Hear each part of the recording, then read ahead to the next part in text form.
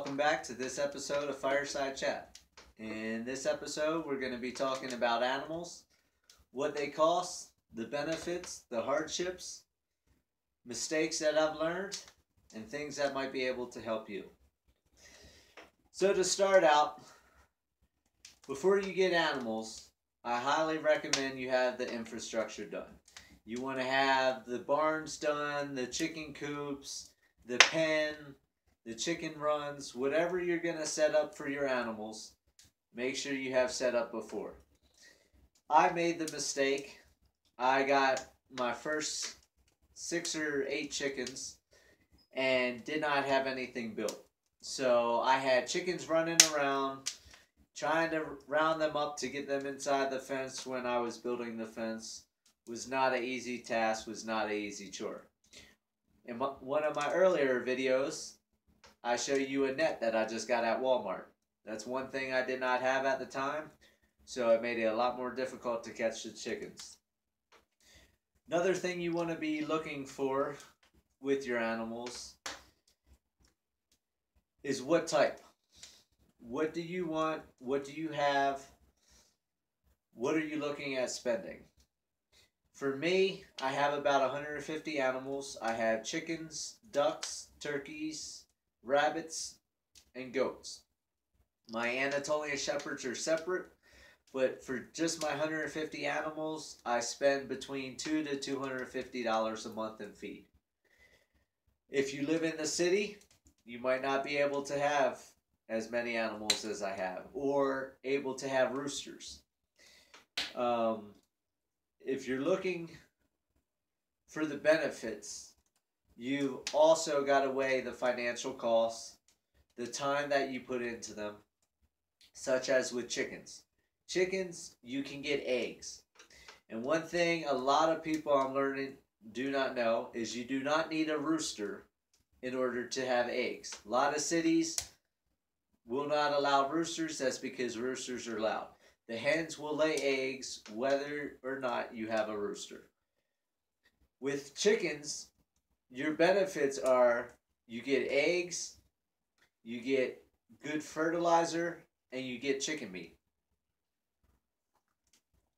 But you have to look at the whole picture. Right now it's winter time. Out of about 80 or 90 chickens, I'm averaging about 1 egg a day.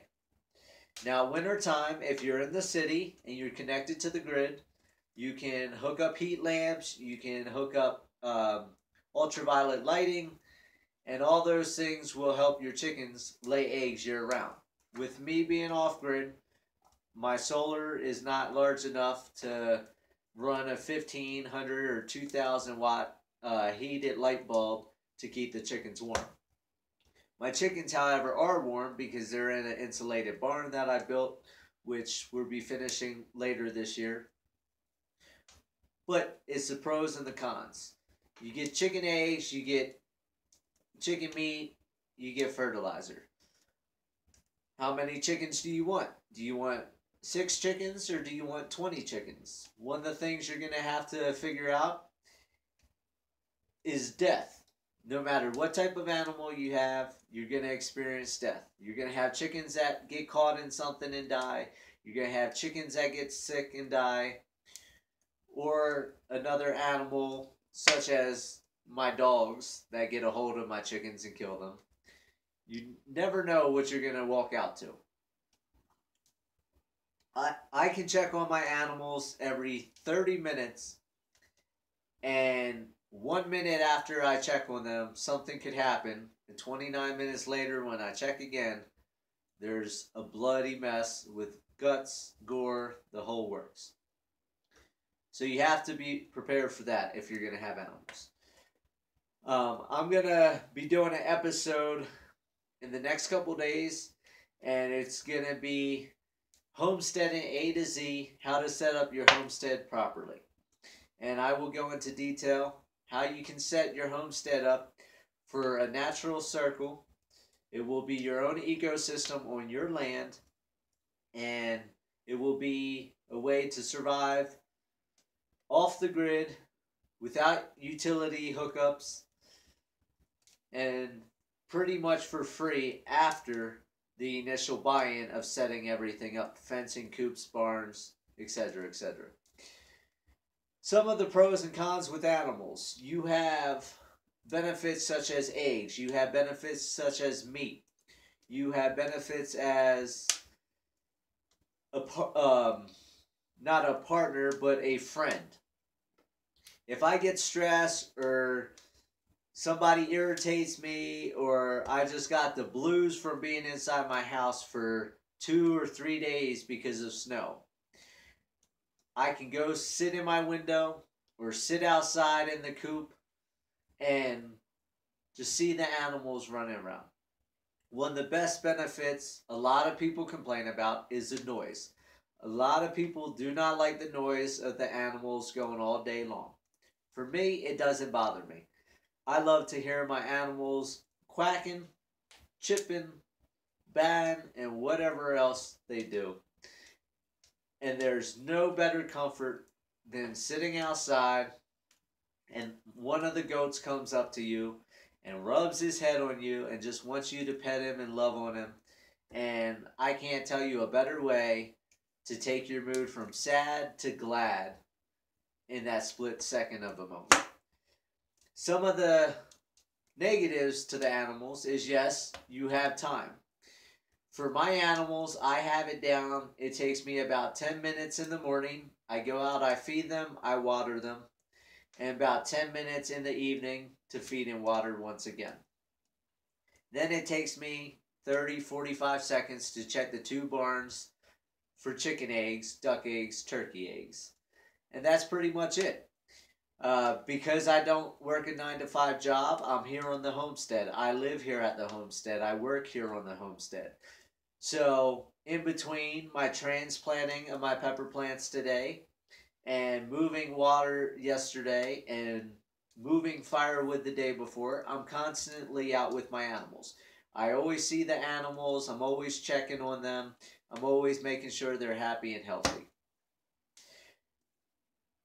Another negative for the animals, besides the time, would be the death. You're going to experience death. You're going to go out, you're going to find a dead chicken, or you're going to find a dead rabbit, or you're just going to find a little bit of fur or feathers that's left from whatever ate the animal. That's one thing people have problems with and struggle. But that's because our society has been softened. Back in the day, all homesteaders, the husband, the wife, the children, both daughters and sons, butchered animals, killed the animals, and prepared dinners. That was a way of life. We are accustomed to going to the supermarket and buying something that does not have a face.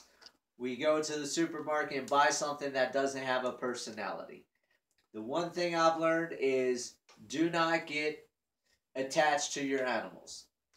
It's funny the way I name my animals. I have one rooster, I name him Salt and Pepper. I got Garlic, I got Teriyaki, because I'm already associating in my mind that that's going to be dinner one day.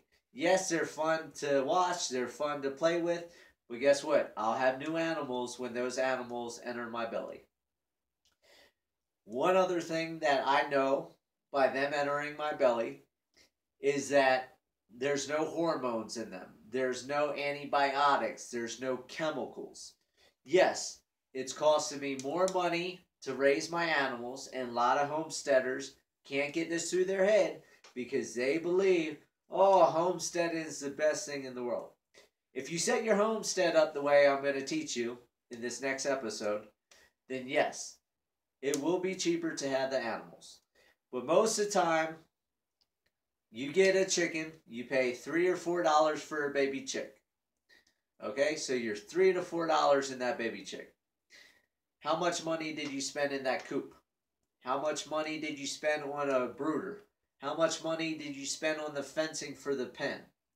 Then you got to look, okay, your baby's not going to be ready for butcher for 8 to 9 months, or 6 to 9 months, depending on when you want to butcher. So for 6 to 9 months, you're pumping that food. day after day, week after week, month after month into that chicken's belly. How much money are you spending? Let's just say you spend $20 over a year. Say you had the chicken for a year until you butcher. You spend $20 into that chicken. So you've got $4 for buying the chicken. You've got $20 for feeding the chicken. And then say infrastructure and everything, that's going to last you 20 years. Break it down. Say it costs you $1. So you add that dollar, you're up to $25 for that bird. Okay? So that $25 that you put into that chicken, yes, is hormone free, is chemical free, is antibiotic free. But you just paid $25 for that chicken. Now you got to start thinking, I can go to Walmart, get a chicken for $6 to $8. Or I can raise my own chicken, $25. Are you rich? Do you have that money to be spending into that chicken? A lot of homesteaders don't think about that. That's one thing you need to think about. In the next episode, I will show you how that $25 chicken can become a $1 to $2 chicken. I can show you how to get your chicken for free. I can show you how to feed your chicken for almost free, minus the winter. And I can show you with infrastructure how to set it up. Yes, it will be a cost in the beginning, but overall, your meals will be next to free, if not free. Another thing you got to consider is your time. Do you have the chicken coop built, or are you going to buy the chicken coop? If you buy building supplies, you can build a chicken coop for a lot less than if you buy a $200-300 chicken coop that's already pre-built. If you have a 9-to-5 job, you're probably not going to want to spend your weekend building a chicken coop all day and then turn around the next day and start a chicken run, and the next day doing more fencing, etc., etc. So you got to look at your standpoint. Do you have the time? If you have the time, then you save money. If you don't have the time, you're going to spend money. And if you got to spend that money, you're going to be working that job. 9 to 5, losing taxes, losing commuting time going back and forth. You've got to figure out your schedule. You got to figure out where your time and money is worth it. If you don't work the 9 to 5 and you're looking at going totally off-grid and homesteading, I highly recommend you set your homestead up from the start to the finish in the most economical and easiest way possible, which I'll be explaining that in the future episode.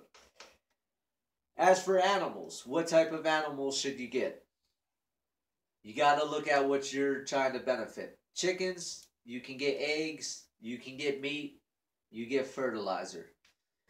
If you get into geese, then you have eggs, meat, fertilizer, and geese have down. So you could go and make down pillows, you could make down comforters, etc., etc.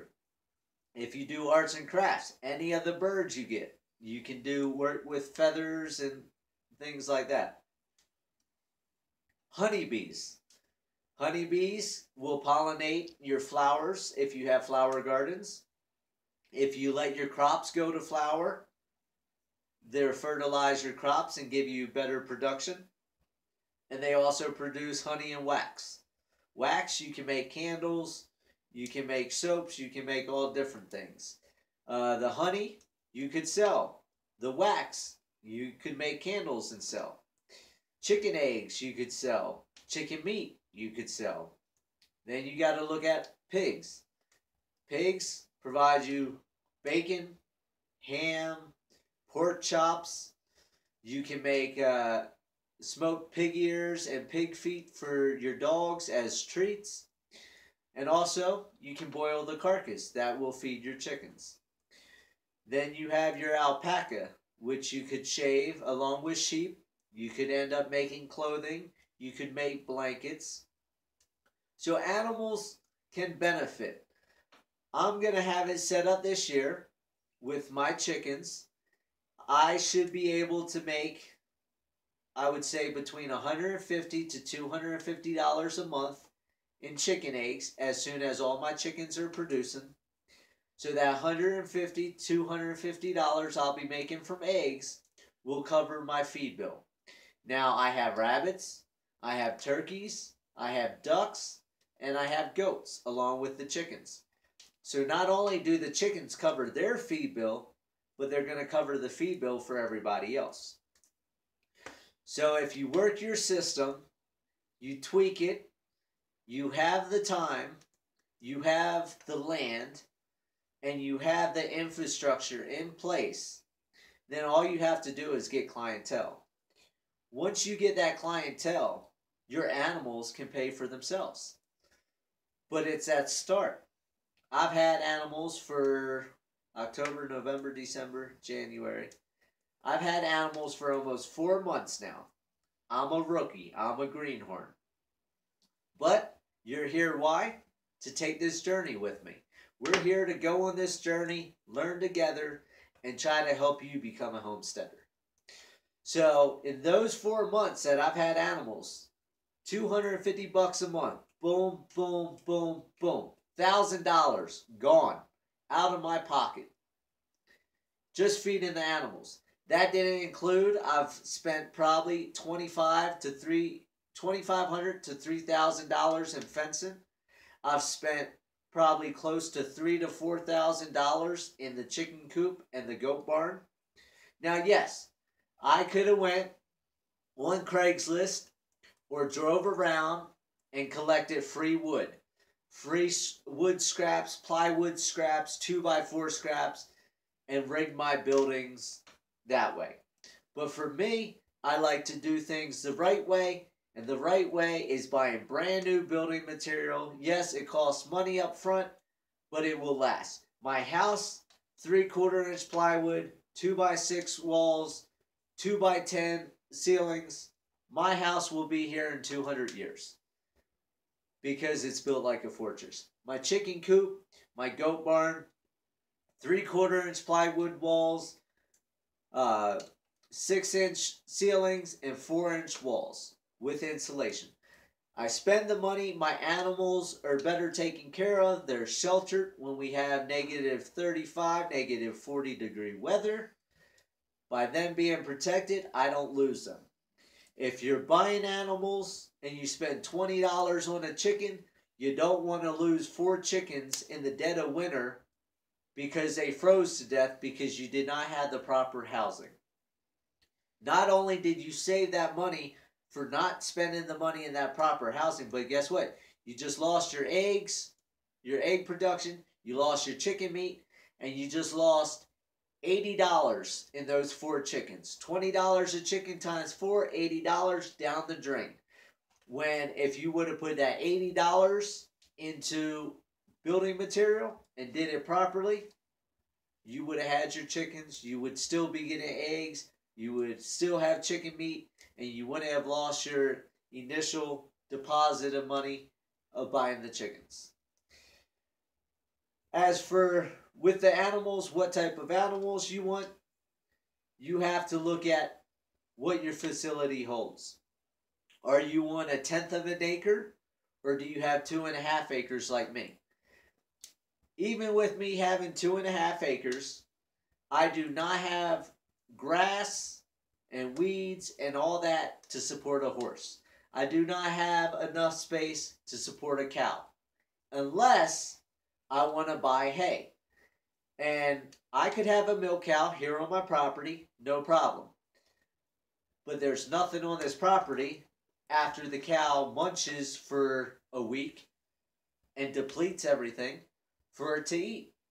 So you have to look at, do you want to continually buy feed, or do you want to be able to feed the animal for free off of your land?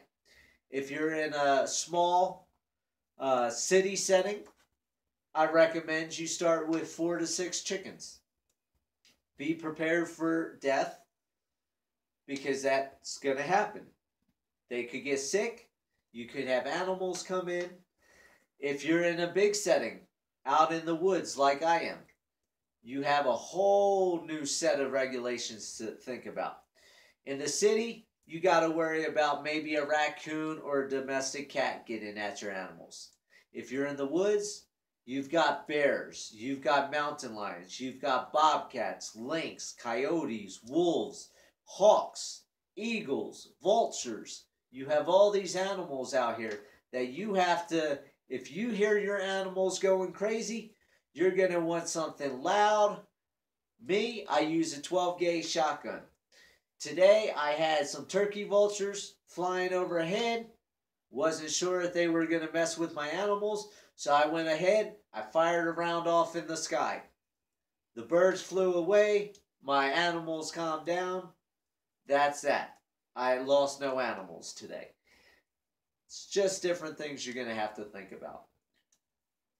You're going to have to figure out what you want, what you have, and where you want to go. One of the best benefits, like I said earlier, is having companionship. By having a down day or your mood's not, 100%, you can go out, you can pick up a rabbit, pet a rabbit, you can run around with your goats, go for a walk. You can sit there. I have some hens that will sit there and just let me pet them. And it's just, it's worth it. Yes, animals cost money in the beginning. You can get it down to a science where it won't cost you money. And in the meantime, you have companionship until butcher time. Do not get attached to the point that you can't butcher. Because if you can't butcher your animals, they become pets. And if they become pets, you're not making any money. You're spending money. Unless, chickens, chickens can be pets. You don't have to butcher your chickens. You still get eggs, etc., etc.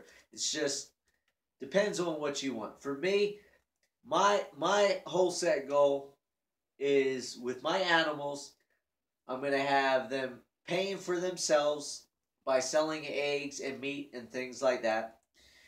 And they're also going to provide me with eggs and meat and things like that, so I'm not spending money at the grocery store. By them paying for themselves, I'll no longer be spending money there, which will give me more money to put into this homestead to take this journey even farther down the road. By them feeding me, it's saving money from the grocery store, which will go into the homestead and push us farther down the road.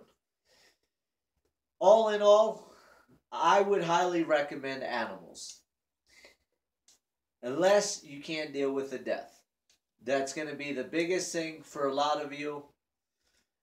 Not to put you down, but a lot of people nowadays need to just rub some dirt on it, toughen up, and push on through and realize, hey, that's life. Shit happens. We got to go from there. So with that, have a great night. I hope you enjoy this episode. If you have any comments, questions, or concerns, leave it in the comment box down below.